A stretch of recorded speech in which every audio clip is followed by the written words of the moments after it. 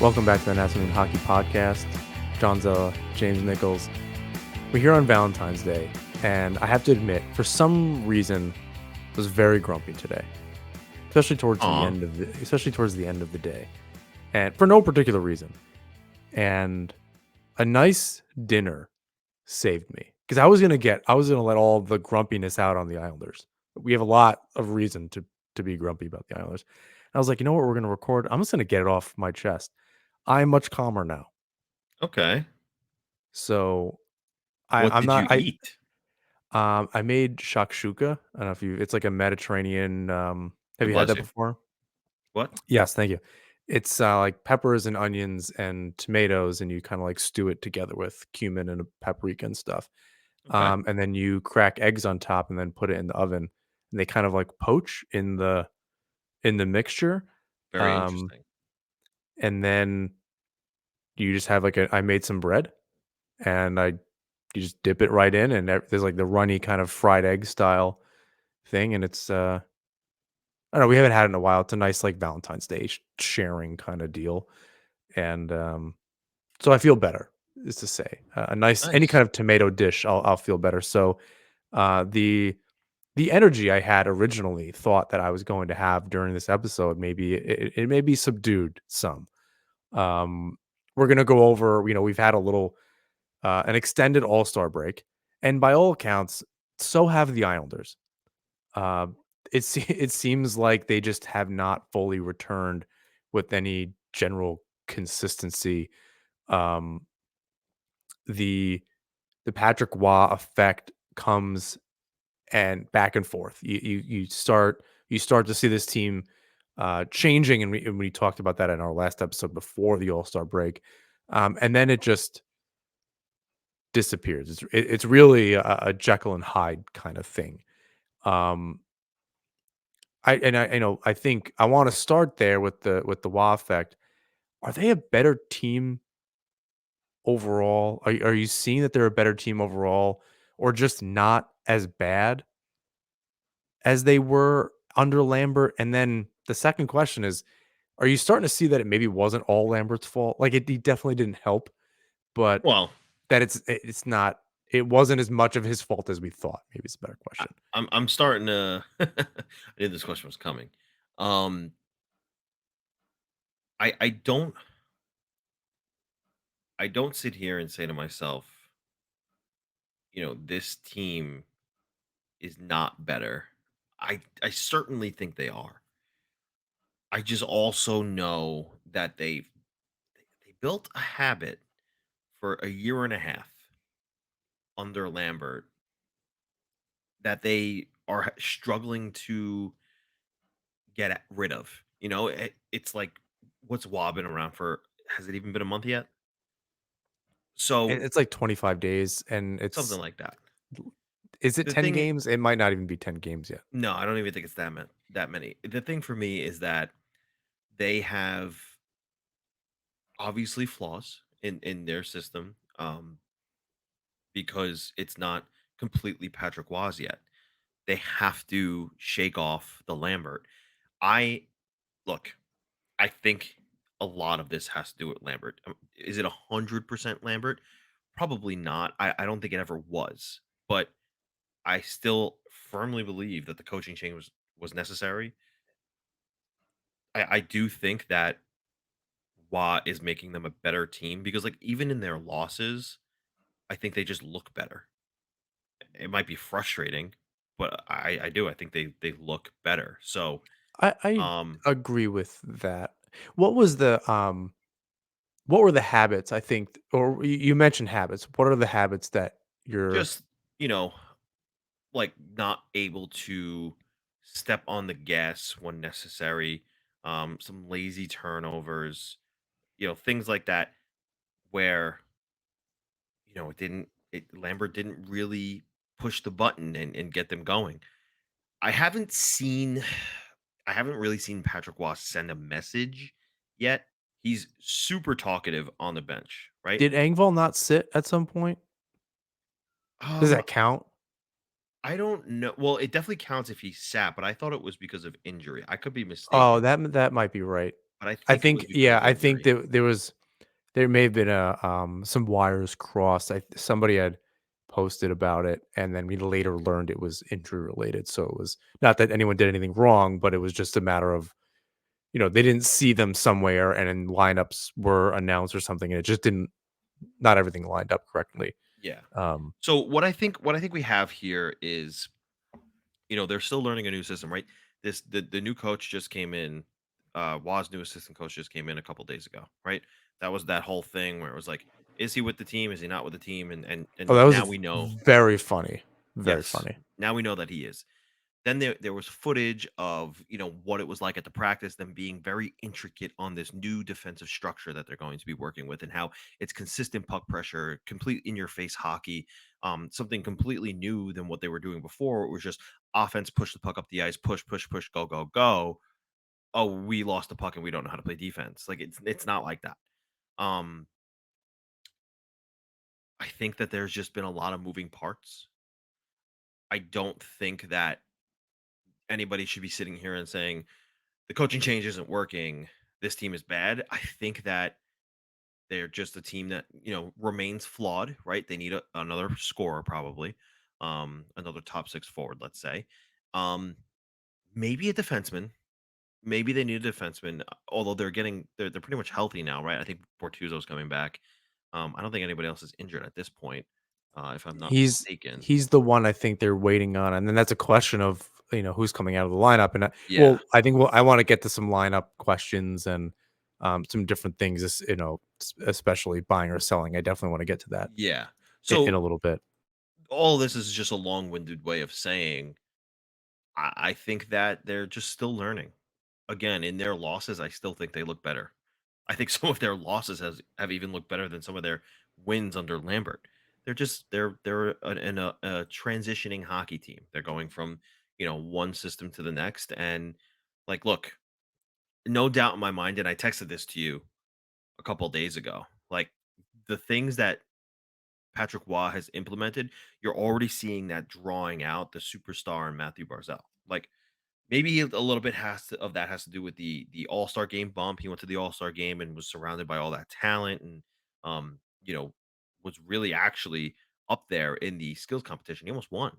So maybe a little bit of it has to do with that. Like, hey, look, I'm right there with those guys. But Patrick Waugh also bumped him 5 minutes a game. Here's 5 extra minutes. Go out there and do your thing. Oh, and go do it with Bo Horvat, by the way. So I think that they're just a team that is figuring out a new way to play. Is In it their losses, they look better than they used to, even in some of their wins. that I definitely agree with. In some cases, I don't think it's every game. I think a great example of that not being the case is against Seattle, but I want to talk about that more specifically in a little bit. I think what's interesting is, yes, I think the in your face, a little bit more energy approach to just their game in general, specifically in the defensive zone, is spot on. I agree. I definitely agree. It's What I think is really funny though is it's not so much, right? There's only so much that he can do in a short period of time. They're in the middle of the season. You can't implement anything brand new, you know, a lot of brand new things.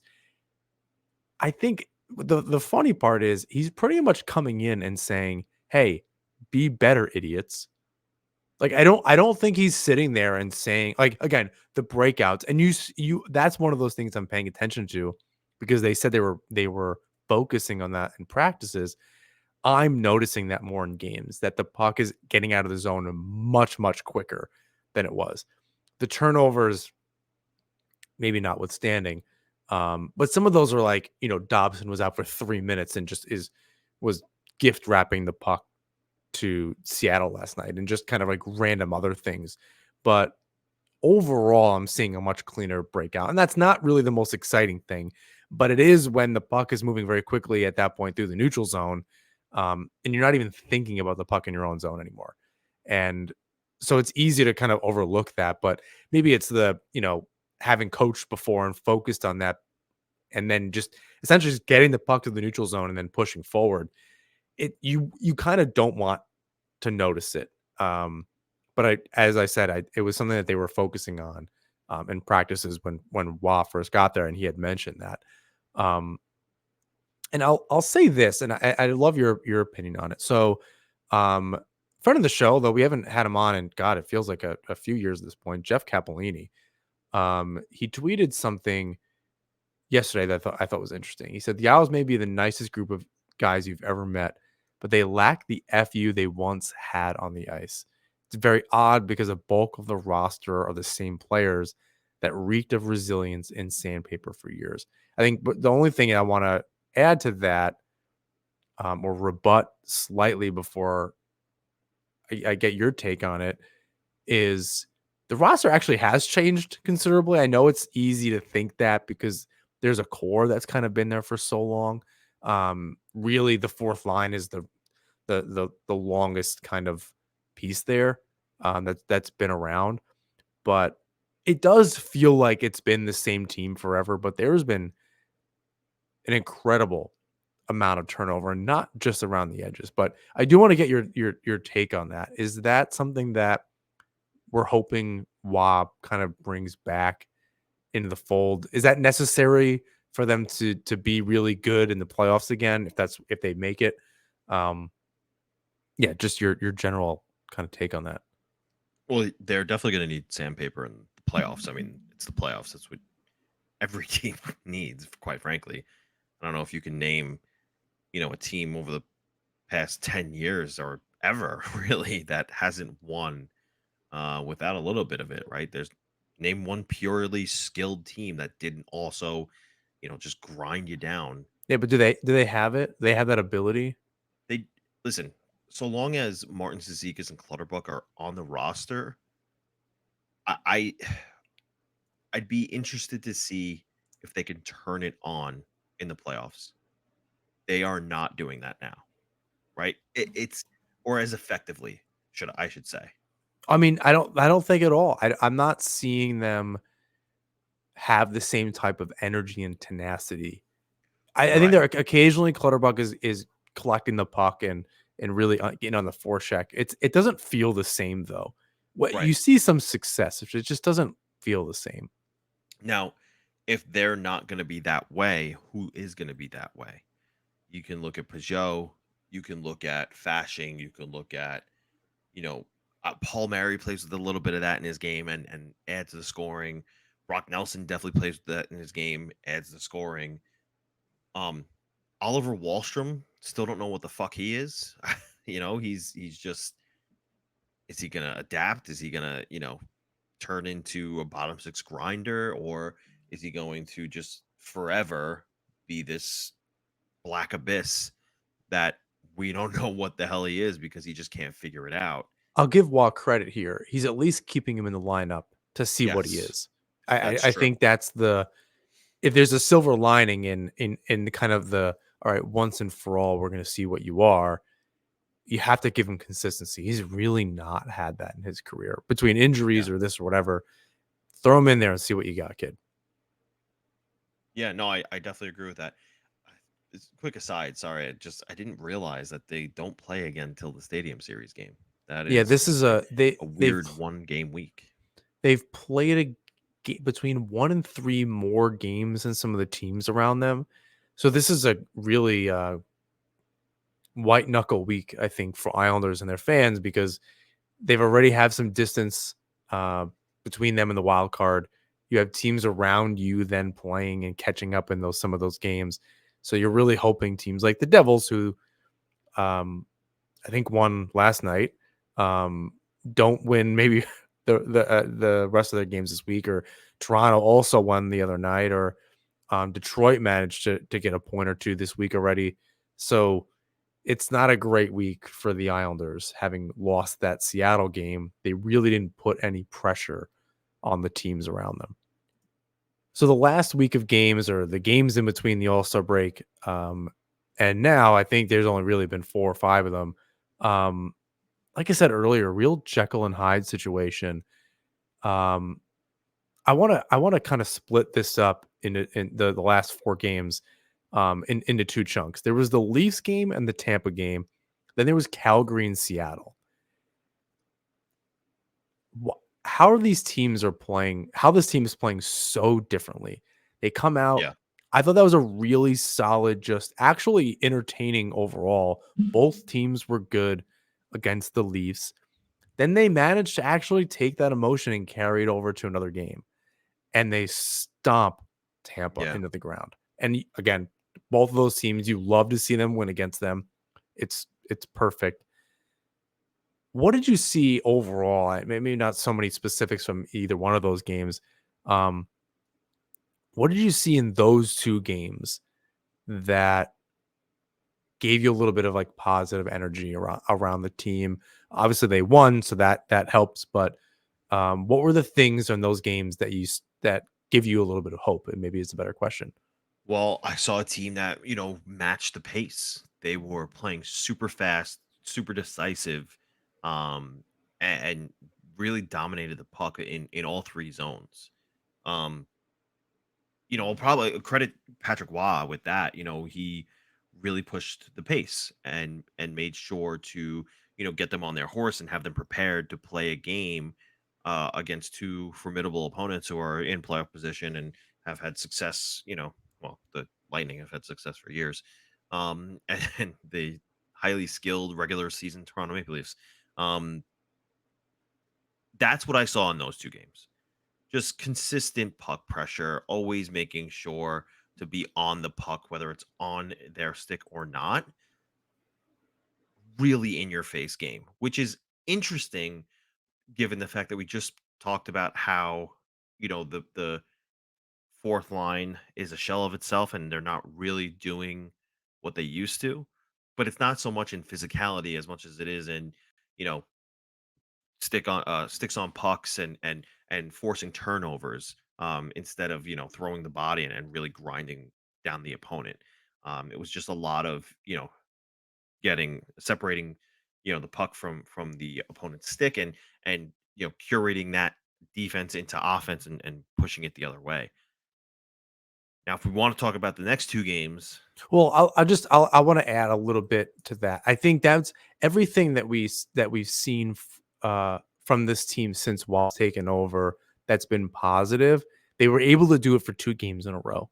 So there was a glimpse of consistency there. Again, I thought that the Leafs game was great. I obviously everyone loved the end when um, they're quite literally, really giving it to Tavares there and pounding into the ice at the end of the game. Some of that grit, some of that tenacity, they seem to get up for that game against the Leafs, who they won 3 times this year against. They're getting up emotionally for that. They need to find, it seems, they'll get up for Tampa Bay, right? They'll get up for the Leafs. They need to find that gear emotionally every game, or at least with some consistency. They need to go out there, to Jeff's point, with a little bit of attitude, a little bit of a chip on their shoulder, and leave it on the ice. You're really not. I think if you asked why that question, is it a matter of just this team not playing and leaving it all out on the ice every single game? They're not playing with that emotion, not playing with that desperation, frankly. Something I said a month ago. They're in a second going to be on the outside looking in. This is a team that was second in the Metro by the, I don't even know. If you believe in it, the grace of God, something put them in that position 2 months ago, before Christmas, certainly. And that was under Lambert. And it was a team you're just like, I don't, how are they doing this? They are just like picking up points, and teams are just giving it to them. And now they're, I think a segue into the second 2 games. Then you're seeing the real negative side to this team against Calgary and Seattle. So I'll hand it back to you, and the things that you saw in those games that, again, the opposite, and really the failings of the players. yeah. So again, in a game against Calgary, I saw a team that outmatched the Islanders a little bit physically, um, which is really strange. Now that I'm saying it out loud, like we're not used to that kind of thing. But I think that's Jeff's point, right? Just like a team, whether it's the actual roster players or not, we were used to them being the bully on the Yeah, ice. and you know, I think too that the Flames have a little bit of a boost here in the sense that they got some clarity and some guys that were traded away, Elias Lindholm, and they got back, this player in Andre Kuzmenko who wasn't working out in Vancouver, but really just needed maybe a fresh start, and right away started working out well for the Flames, and they play a heavy game. They play a heavy game, and perhaps the system that Wah has put in place for the Islanders to utilize now is maybe a bit of a mismatch for the style of game that the Devils, the Flames play, the style of game that the Kraken play. Just because, again, this is really their first test of each team they face for the first time. It's a test on their new system. So they're not really figuring out on the fly how to adjust quite yet. But I really think more or less that's just what we saw is just two teams who play a heavier game. Um, that kind of just overpowered the Islanders there. I mean, look, the game against the Kraken was better than the one against the Flames, right? The Flames kind of just toyed with the Islanders there. Um, but the Islanders forced an overtime and a shootout with the Kraken. Um, And that was, I think it's a good place to say Lee, who has been awful under Wah. He had a moment where he scored a bunch of goals under Lambert, and then went kind of quiet. His quote, "We did a really good job of making sure we stuck it out. S- We stuck in this game and got ourselves a point tonight," is not what the captain should be saying. yeah, I thought that just some recency bias on the just 'cause that was the game last night. That was a terrible hockey game. That was not enjoyable to watch. I bet even though the Kraken won, Kraken fans would say that was a terrible game. Both teams, as opposed to the Leafs game where both teams played well and the loser walked out of there going, that was a hard fought game. Couple mistakes, this and that. How mad can you be? Good game, whatever. Um, Something that I think Islander fans were dying for a long time. That Seattle game, you you didn't like no team won. Like Seattle didn't win that game. The Islanders let them have it. Like the Islanders clearly lost, and that I think you would have said that if either about either team. And you just yeah, that entire game was just so painful to watch. It was just one mistake after another, specifically by the Islanders, making Sorokin stand on his head, who's looked much better as of late. Thank God.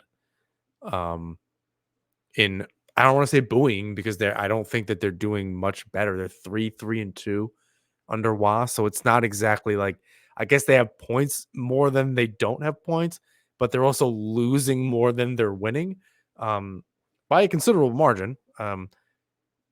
Almost 2-1. So the points are just saving them some grief.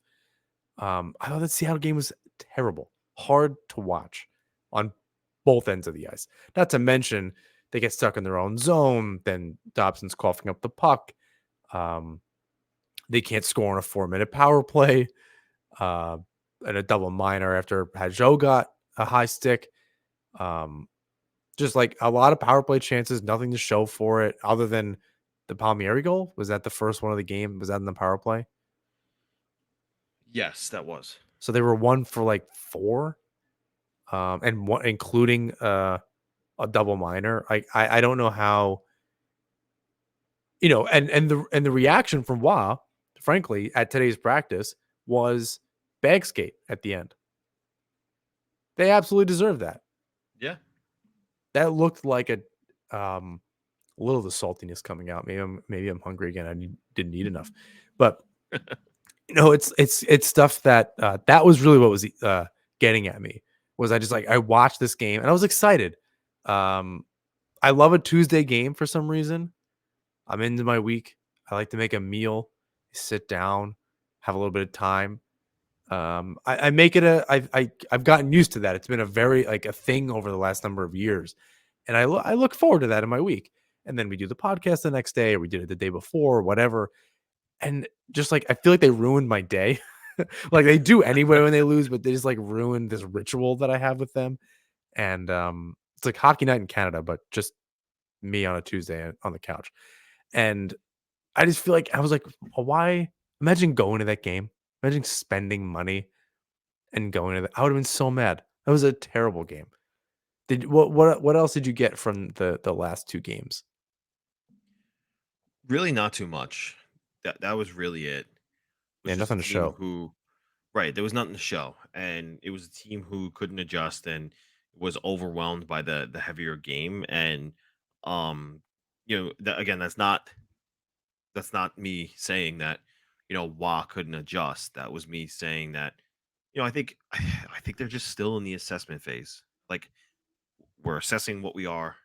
I know it's tough to say and hear that on February 14th, and the playoffs are around the corner. The trade deadline is less than a month away, but these things don't happen overnight, and if we were 3 or 4 months into Wah's tenure, I would say it's completely unacceptable. But I think that they're still trying to figure out, exactly how to play the way Wah. And how do you say the new assistant coach's name? I heard someone say it. Benoit. I can't remember how to say it. Going to It's try. it's not what it looks like. I'll say that. So it's I don't know that that's going to help. I am trying to picture it in my head. I don't know that that's going to be very helpful. Is it Benoit Durorier? Yes. It's or that's at least very close. Okay. So again, Good they for you. have this. Thank you. It's like I do this. Um, You could barely speak English, so I'm surprised you were every Kiss once in a while. this New York accent goodbye in a couple weeks. Um, Well, you'll so be so drinking the clean water finally, so it'll be whatever that Staten Island garbage water. yeah, no more Um, garbage water. I don't. You'll have you'll have the poison water from New Jersey instead. So I don't. That might be a lot to remove. I'm just screwed in any direction in this tri-state area. Um, That's probably mostly true. Suffice to say, um, again, I think that the Waz here with his new assistant, more recently of like it was like a trickle effect. Like Waz started and then his, assistant came in, that whole thing happened. Um, some things it's still new. It's still new. And they're figuring out this thing along the way. You've seen some really good things. I think the biggest takeaway from the sample size of games that they've had under Patrick Waugh, and try this one more time. I gotta read it. I clicked away from it. I don't even know where it went. Patrick Waugh's assistant is, although the results aren't popping off the page, I think the team that you're seeing in both the wins and losses is just better. We know hockey games move fast, but with DraftKings Sportsbook, an official sports betting partner of the NHL, you can score faster than anything happening on the ice. This week, new customers can bet $5 and get $200 instantly in bonus bets. Will you take the puck line for Chicago over Pittsburgh at -125? Or maybe Calgary over the San Jose Sharks at -148? Download the DraftKings Sportsbook app with code THPN. New customers bet just $5 on the NHL and get $200 instantly in bonus bets. Only on DraftKings Sportsbook with code THPN. The crown is yours. Gambling problem? Call 1-800-GAMBLER or visit www.1800gambler.net. In New York, call 877-8-HOPE-NY or text HOPE-NY 467369. In Connecticut, help is available for gambling. Call 888-789-7777 or visit ccpg.org.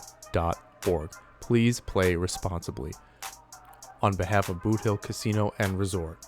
21 plus, age varies by jurisdiction, void in Ontario. Bonus bets expire 186 hours after issuance.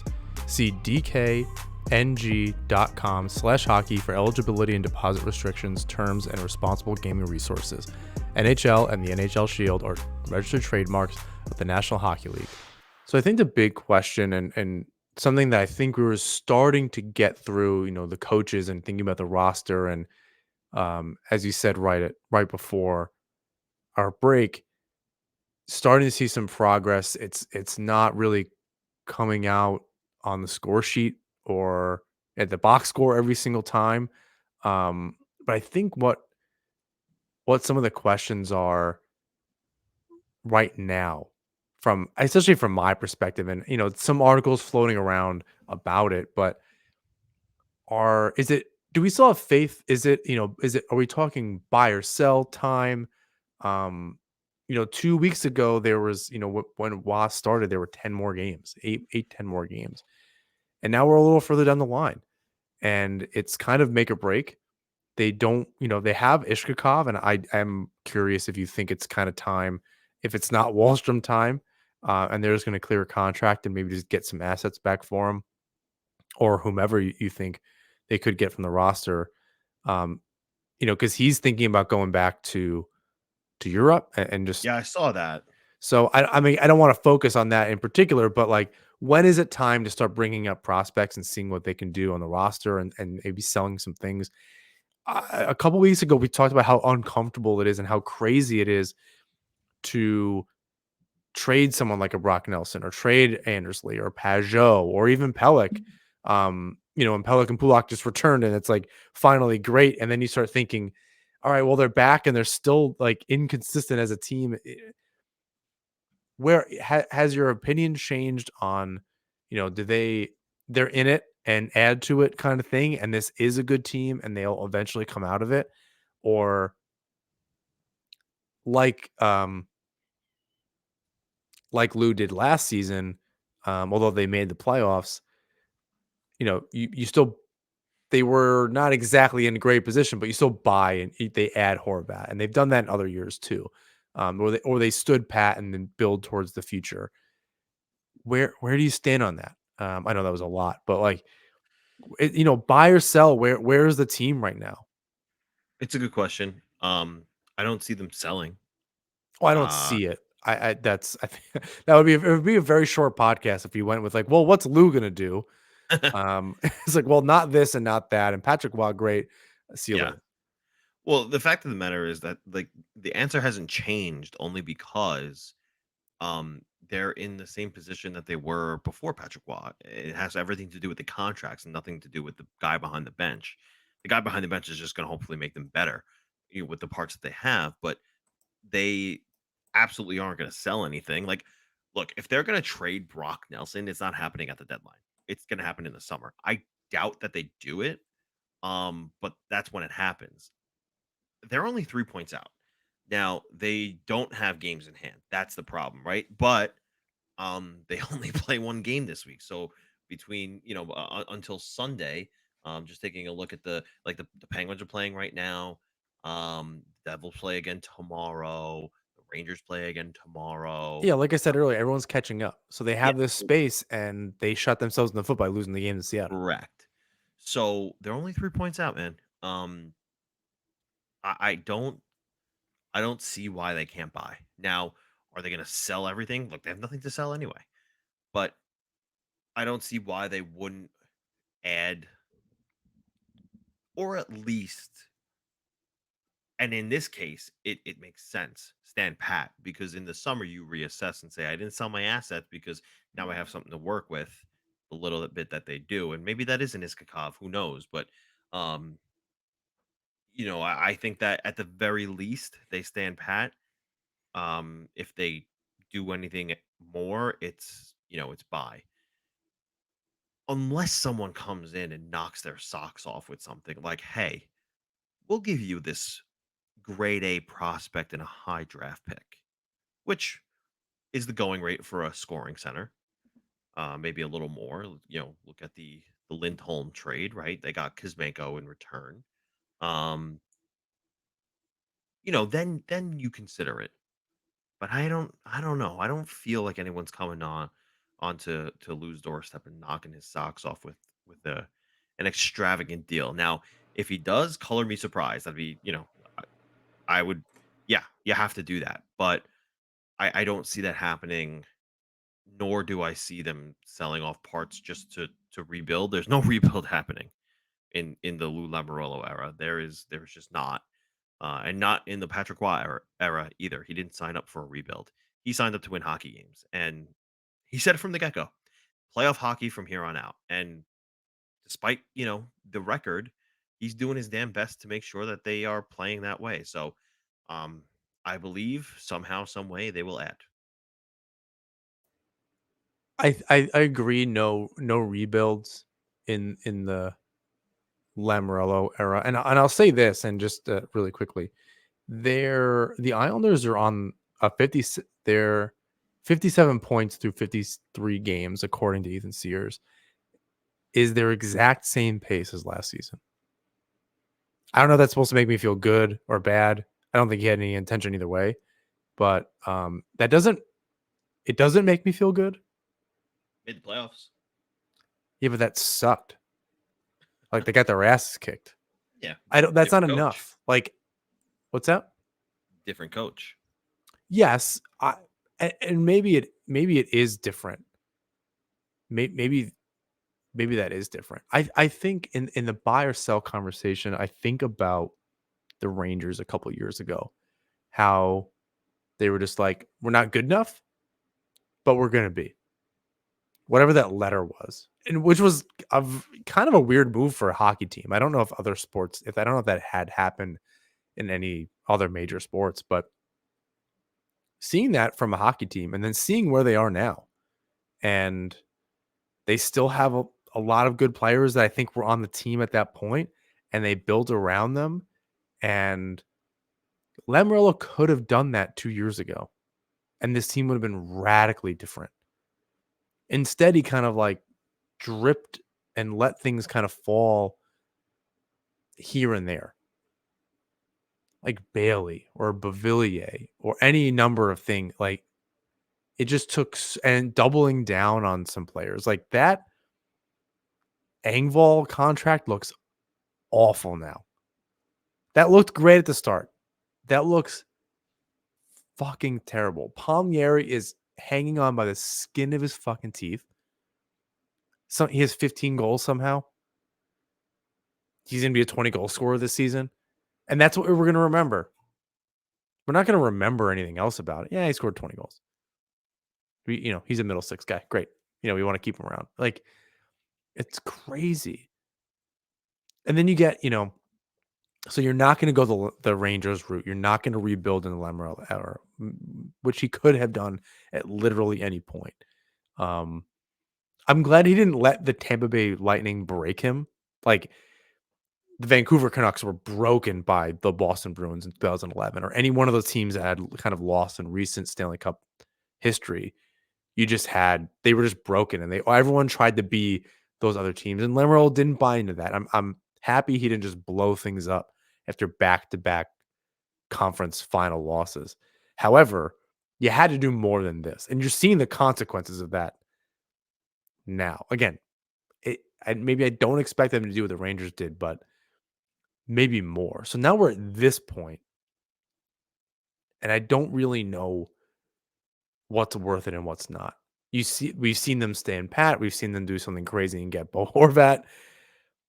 It hasn't really moved the needle. Like they keep adding, seemingly, right? Even just getting players back, Pulak and Pelech, and um, so on and so forth. But I don't really know where they go from here. Some of the Engvall and Lee are terrible right now. Nelson has slowed down considerably. There's just not really the players there just aren't doing it. So I'm not really sure where to go, frankly. It's odd. Well, what I think they need to do is, they need to add, not just, if they do happen to make a trade by the deadline, it would have to be a strategic trade in the sense that this is a guy for now, but also for later. And He would be around for, the tenure of Horvat and Barzell. Like, there's only one way to upgrade this team right now, sans a depth defenseman and maybe a bottom six forward who um isn't afraid to throw the body, but is also a really good checking defensive forward. They need a top six scorer. We've been talking about this for years. I'm over it. Get yourselves, it doesn't matter what side. A left winger, your options on wing are doubled as opposed to another team with this need, because Barzell can do both. You have Horvat in the middle, you have Barzell on either side, and now you can go out and get anybody on the wing because Barzell can do both. He's fine doing the right wing. He said he's more comfortable doing the left wing, but if need be, which is where he's been because they've been playing him with Lee, he'll play on the left or he'll play on the right. Your options are doubled. You could have got Kuzmenko. They didn't do it. Now, granted, he didn't look great. Okay. Where do you pivot? I mean, you look at some of the bottom teams in the league, like, I don't know, Ottawa, right? Do they have something that they could sell? Or you look at the Kraken, who's somebody on that team who we know had good chemistry with Barzell. You look at Well, he hasn't been great, and we talked about Eberle. It was in a Staple yeah, article. I I don't think, not to kind of derail your train of thought here, but I think it's a question of, is it worth it? Right? I don't think there's a question of like, are there options out there and how you make it work with the cap and this and that. But is it worth it from an asset standpoint? Again, Ishkakov being, and maybe Dufour, um, McLean had a good showing with the Islanders. I don't know that that's enough to say he's kind of ready to go. Certainly in a bottom six role, like if a Pajot isn't back this summer, half the problem is that the team is mostly made up of no trade or modified no trade clauses. Like anyone that you would want to move with significant dollars to open up space to bring somebody in is has a no trade. So it's really difficult. And that includes half the D and half the offense. So I think the question is like, are you willing again to give up assets to even be better long term? And that was the idea with Engvall, right? Horvat is an example of how it works. Engvall is an example of how that is not working. yeah, So do you roll the dice again? And can you get a top three forward, right? You're not talking about top six. And Engvall was probably not it, despite having a great showing last season and just playing, and really the beginning part of this year. You're like, oh, I remember why this line was together. And then he has been an absolute ghost. yeah. Palmieri is playing better, like especially under Wah. His numbers have been, underlying numbers have been much better. But even still, that line is not producing regularly enough to be like, they should be a third line. It's gonna come down to the Islanders needing to, trade away a guy like Wallstrom in a package with, you know, Is that worth a anything? What is he worth? he's worth the most out of anyone that they have that's tradable. You're not trading. I mean, look, maybe you trade Zizekas. Maybe another team is Oof. willing to take on that contract. I doubt it, but if somebody is, maybe you trade Zizekas because then you could argue that his value on the trade market is more than Wallstrom's. But I doubt anybody's taking that contract. Yeah, no Maybe one's taking some the contract, and he's not the problem. You need to just no, play him less. he's not. Maybe somebody takes a flyer on young Simone Holmstrom. Maybe That oh my god, that I did not expect you to say that. Absolutely not. no, I doubt it. That's my but you said like he's not worth anything. That's my point. Well, Like, Holmstrom, like at least he was. I don't know about anymore. He's been cold lately too. yeah, but again, this is my point, right? Of anybody who that they can trade, Wallstrom has the highest ceiling. He's still just 22. So, you know, we've seen players in this league turn it around later in their career. Look at Tage Thompson, and I'm not saying that Well, Oliver he's been Wahlstrom is cold. Tage Thompson, but yeah, but again, it's a year the year after he broke out, other people learned how to play him, give him some time to and the Sabres aren't playing immaculate either. They're Well, yeah, they're largely also not horseshit. yeah, they're not great. So look, he's young. He was a high draft pick before. All teams take flyers on guys who, maybe just need a change in scenery. It doesn't always work out, but him along with your first round draft pick and another prospect. Look, I'm sure you could squeeze something out of somebody around the league, right? Yeah, I Like mean, the look guy, at the guy I Bellows. think about, yeah, He's playing well with the Marlies. He might be yeah, their leading scorer. he is. Um, the guy I look at is in Anaheim right now. Frank Vitrano. He's 28. He's on a really, really high goal scoring pace earlier this year. Cooled off, but again, he's on a Ducks team that is mediocre. And by mediocre, I mean they're bad. So, um, he knows how to fill the net, and he could round out that line pretty well. It's not gonna break the bank, and it might be affordable. What does he even? What does he make? I don't. He's I making think for me, I don't want to. I don't want to go for a player, or rather, I would rather Lamoriello not go for a player that is anything short of a sure thing. Like Horvat was a sure thing. yeah, I I think get that. going for Vetrano is like, yeah, it could work. It's a lot like an Engvall. It could work in the Islanders system, and maybe it's this, Well, and then it did, and then now it's not, and it could again. But I think Petrano's a three-time 20 goal scorer. there's something there. He's not a top three forward. He's not a again. We're not talking about top six. We're talking about a top line forward that is seamless in with Horvat and Barzell. Not that it won't be Okay. a period of time that'll take getting used to, the 3 of them together, but someone that's almost money in the bank. So then, do you know who the Islanders have to turn to Ghostbusters. after the Ghostbusters? They need to turn to Pittsburgh, and they need to say, "Are you trading Jake Gensel?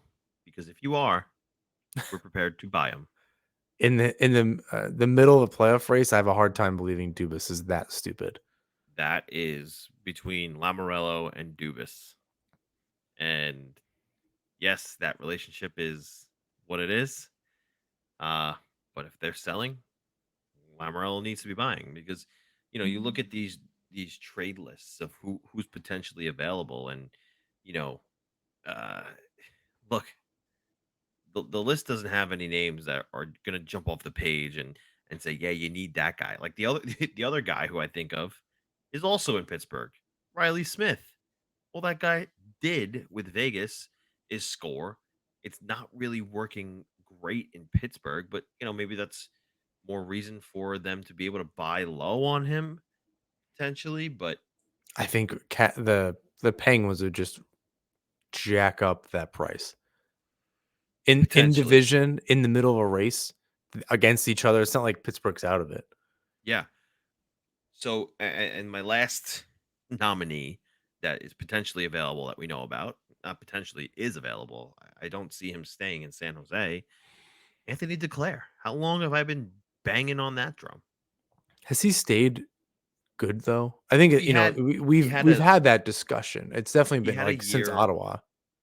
He was injured all last year. However, when he came back, he started filling the net again. And that was for Florida.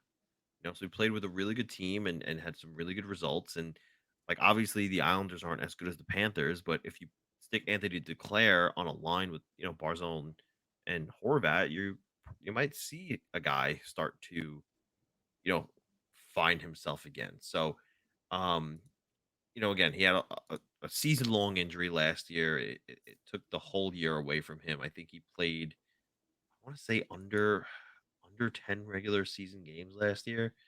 Okay, no, he played 20 and he had 10 points in 20 games. Not bad. This year he's got, 9 goals, 17 assists in 46 games, but he's on the Sharks. The Sharks might as well be an AHL team. Yeah.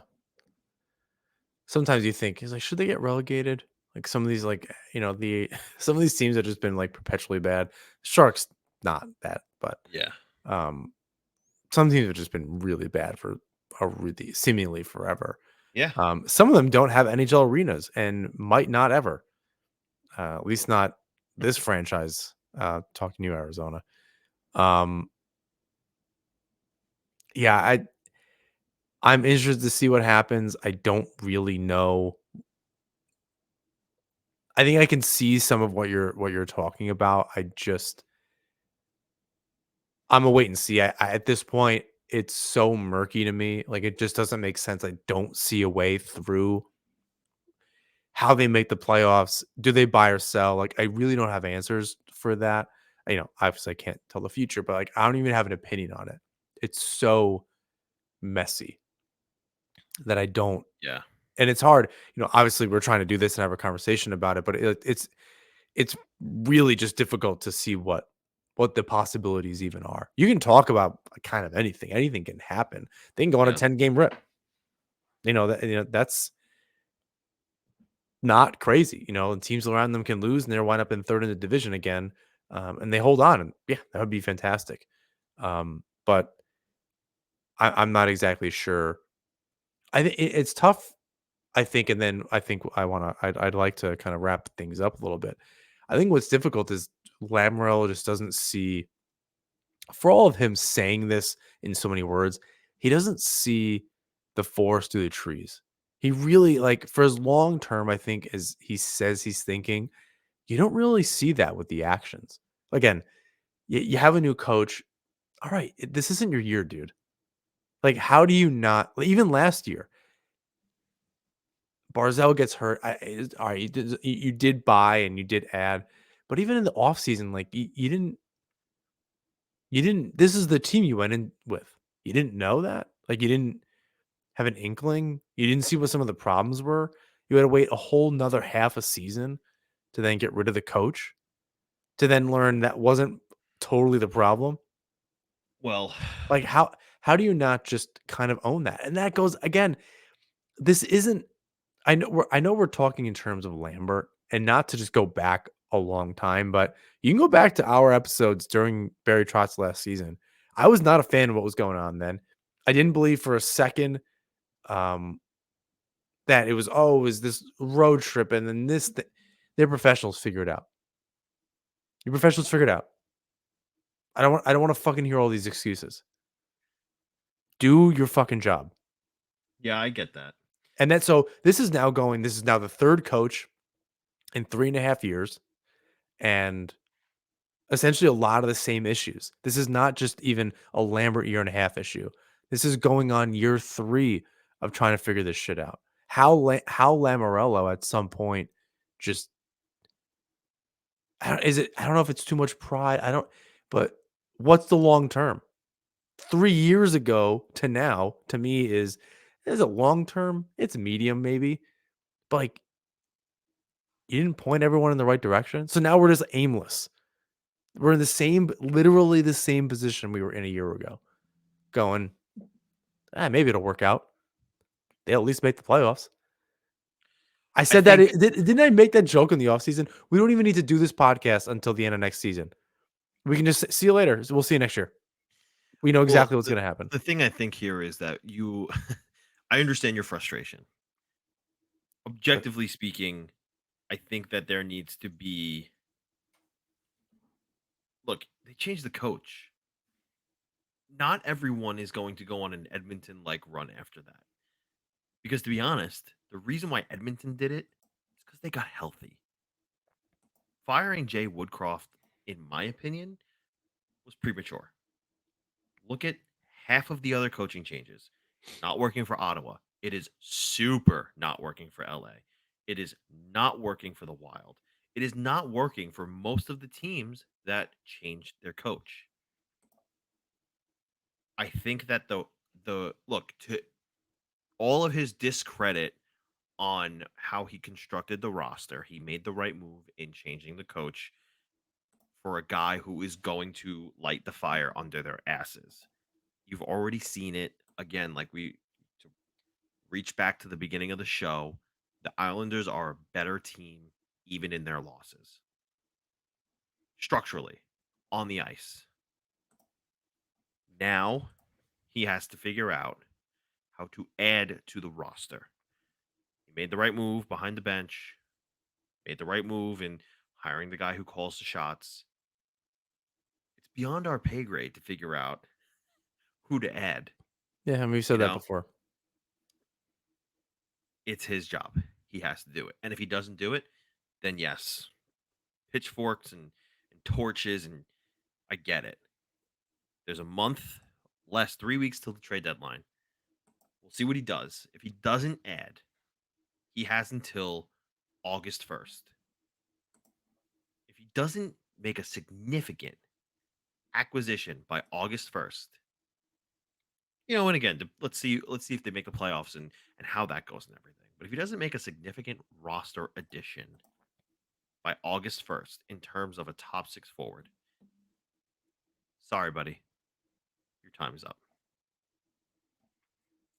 I think that's a good conclusion to that part of the show. Um, so I mentioned you the other day. Well, first, before we get to that, did you see the Stadium Series helmets that the Islanders have? Yes.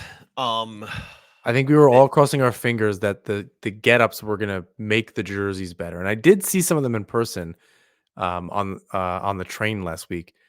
I passed Elmont. I almost got off, but I was headed to Manhattan. So we were hoping that, things were gonna look better, but I'm not so sure. well, this is what the Stadium Series is. Every Stadium Series for like the past, I want to say 3 now. I think this will be the 4th, has had these giant logos on the helmet. The point of the big numbers and the logos on the helmets and stuff like that is to just make it all pop on the ice from a distance, because you're sitting in a stadium. You're not sitting in an arena, hundreds of thousands of seats instead of just a couple of, 20,000 at most. I think that's the reason. I don't super love it, but yeah. I do love the dark blue. The early Yeah. 2000s come through, and I think that was like the reverse retros from a few years ago. It Yeah. looked like the early 2000s. I'm into that. Just I'm sure it'll look. I think a hockey helmet's considerably smaller than a football helmet, and maybe that's a similar size logo to what's on a football helmet, so you can actually see it either on TV or at the stadium. So I definitely understand it. It just looks goofy. I love the gloves. I have a picture of Suzuki up right now, and the gloves are sick.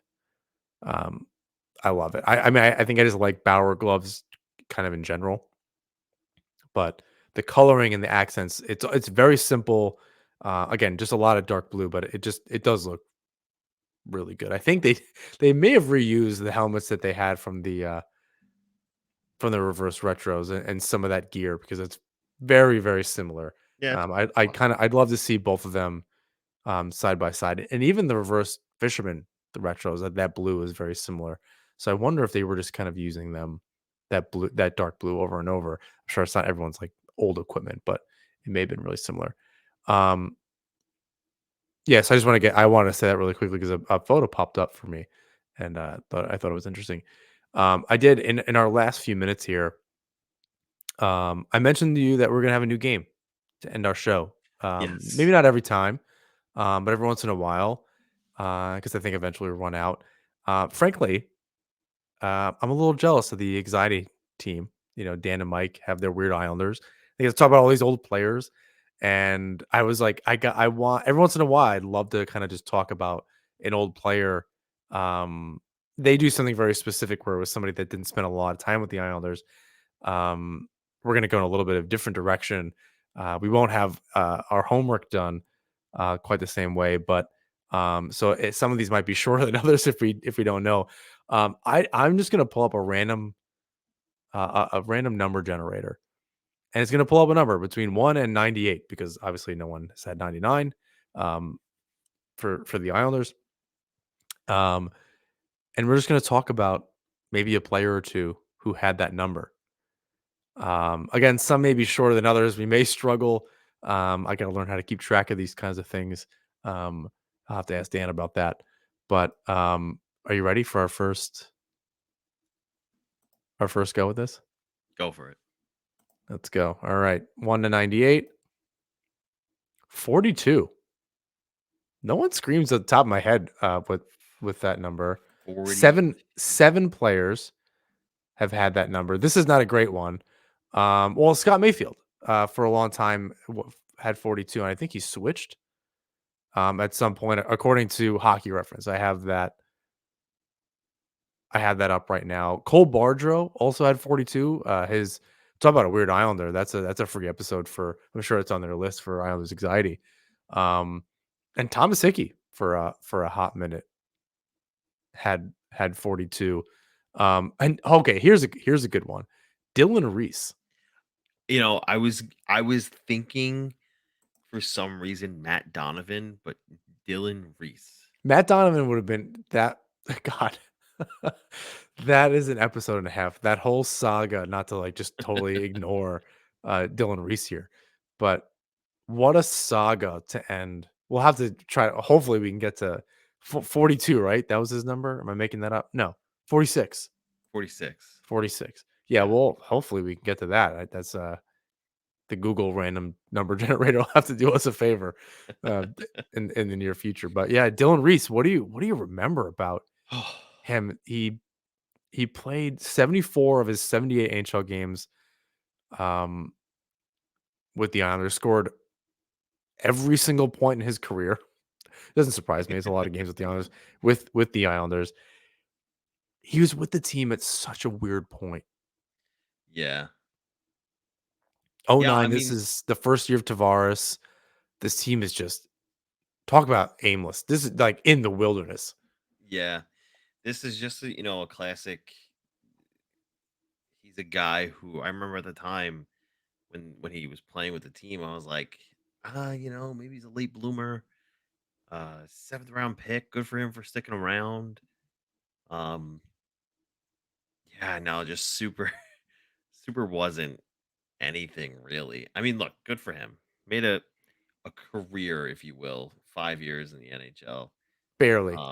More than 78 a lot of us games. can say. Well, I think that's the thing. Someone said this the other day. It was like some guy was that on St. Louis just absolutely turned and burned and had a sick goal. He's like, yeah, these are the you never heard of this guy, but he's like one of the best players in the world. He's not Connor McDavid, but like everybody in the NHL is good.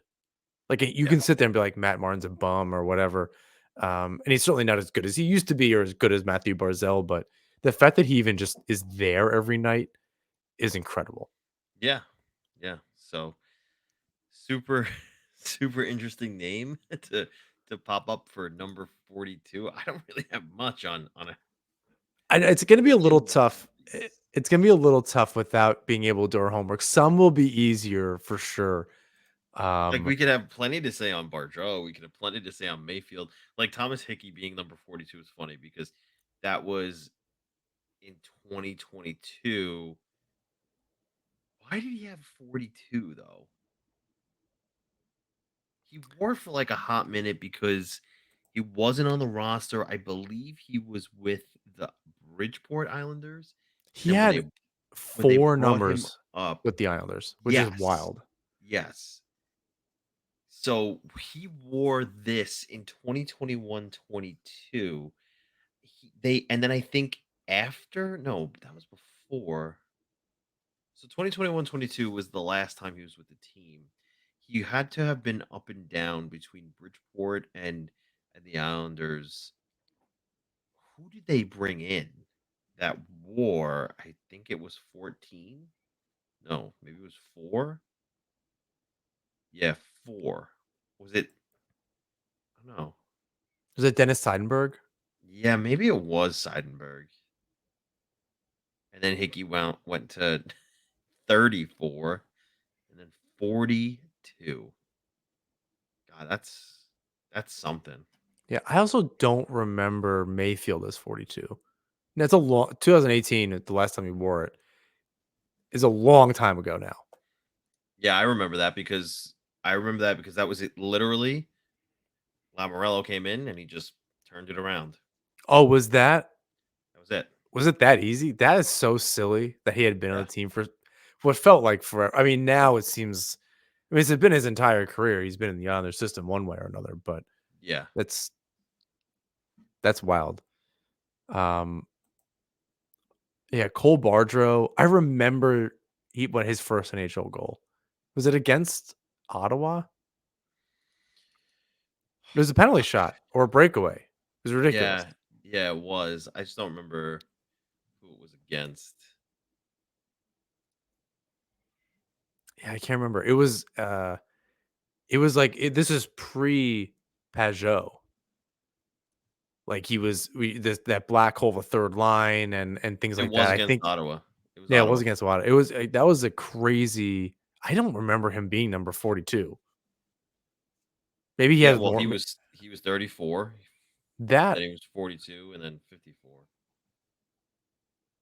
he's in Fairport. That's not very. It's outside. Oh, it's outside Rochester. That's interesting. I didn't. Maybe I knew that. Played for Cornell. He was one of those players. I wanted him to work out the honors in case Cizikas wasn't around. Yeah, we called him Cizikas Light. I think that was the idea. Yeah, it was pretty close. Yeah, some of these, but between before Dylan Reese, it was Sean Byram, early '90s, Dan Plante. Um, Played 159 games with the Islanders. Who freaking knew? And just like talk about the dog days of the '90s, 93, 94 to 97, 98. Um, yeah, that could have been anybody on that on that Islanders team during that time. Very few players you actually remember from that period. Andre Vasiliev? Yeah, it's I- too close to Vasilevsky for me. Yeah, I'm looking at that like yikes. Um, yeah, mid 90s. Oh, 12 games. God, that's a perfect Weird Islander. No, sorry, 15 games. That's a perfect Weird Islander. I don't know anything about that guy. Um, he played for the Utah Grizzlies, Long Beach Ice Dogs. That's incredible, and the Las Vegas Thunder. Um, that's kind of crazy. I once saw a Ziggy Palfy Utah Grizzlies jersey on eBay. It was like $700. And of all like, oh, I want a Fisherman Palfy and this and that, that would have been the ultimate, the ultimate jersey as an Islander fan. There are like few things that I think would be better than that. I'm shocked that you don't have it. I was not spending $700. I every once in a while I feel like I see it on eBay. I don't know if people are just constantly selling it or it's never been sold.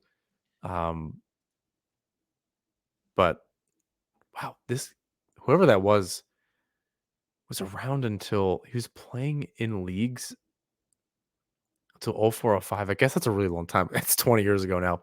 Never mind. That is not as close. That really just hurt my feelings. Having to think about all of that. All right, so you can let us know if that the end of this show. This one that was a hard number. I think it started off strong. Yeah, it's like the early '90s. Like there's some of those guys that were around for like maybe even 100 games over the course of 4 years. Like I have no idea who they are. Even though I was a kid then, so I don't really remember. If it wasn't Brian McCabe and Eric Fischer, I don't remember, or Ziggy Palfy or something. Let us know what you think. Hopefully that segment will be better. We'll we'll make it more fun.